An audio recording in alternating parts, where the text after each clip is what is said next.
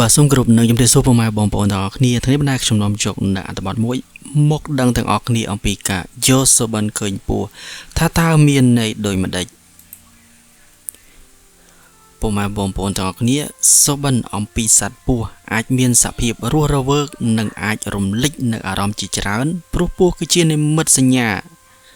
ដ៏មានឥទ្ធិពលនៅក្នុងវប្បធម៌ជាច្រើន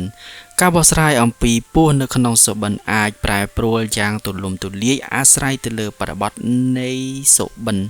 និងបទពិសោធន៍ផ្ទាល់ខ្លួនអារម្មណ៍និងជំនឿរបស់អ្នកសុបិនទី1រឿងស្នេហាការយកសុបិនឃើញពស់អាចតំណាងឲ្យទិដ្ឋភាពស្នេហាឬធម៌ពលប្រកបដោយការច្នៃប្រឌិតដែលកំពុងតែរីកចម្រើនចាំបាច់ត្រូវទទួលស្គាល់ទី2ការគំរាមកំហែងអំពីមនុស្សលាក់មុខការយកសុបិនអំពីពស់អាចបង្ហាញថាមានការគំរាមកំហែងលាក់កំបាំងឬបញ្ហាដែលអ្នកមិនទាន់ដឹងនៅក្នុងជីវិតពិតវាអាចជាការដាស់តឿនឲ្យមានការប្រុងប្រយ័ត្នបន្ថែមទៀតឬមើលឲ្យកាន់តែជិតស្និទ្ធទៅលើមនុស្សនៅក្នុងស្ថានភាពជុំវិញអ្នកទី3ជាសះស្បើយជំងឺនៅក្នុងវប្បធម៌ជាច្រើនសត្វពស់គឺជានិមិត្តសញ្ញានៃការផ្លាស់ប្ដូរ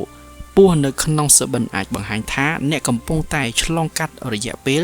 នៃការផ្លាស់ប្ដូរថ្មីវាក៏អាចជាសញ្ញានៃការសះស្បើយជំងឺផងដែរ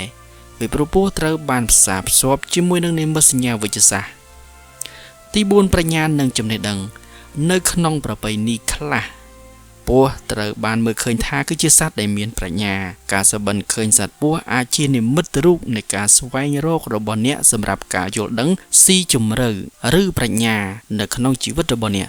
បើចង់សូមចោលនៅតំបន់នេះតែត្រឹមនេះសិនបងប្អូនមិនទាន់បានចុច Subscribe បាទសូមចុច Subscribe ដើម្បីទទួលបានអត្ថបទផ្សេងៗទៀតបាទសូមអរគុណនិងសូមគោរពលា